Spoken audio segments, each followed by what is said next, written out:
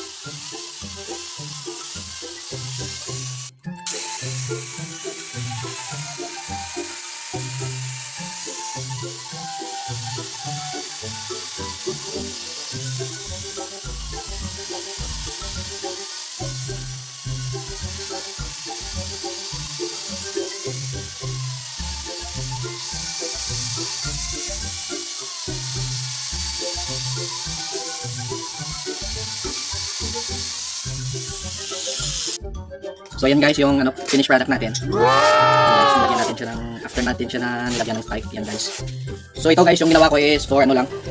Para lang ito sa mga 3 buwan lang o 4 na buwan. Oh yeah. Siguro after niyan is may pambili na tayo ng bago. Hindi ito guys pang matagalan. So ang ginawa natin is may lang natin guys, magagamit pa natin sa kahit mga 3 buwan. Yan yung natin.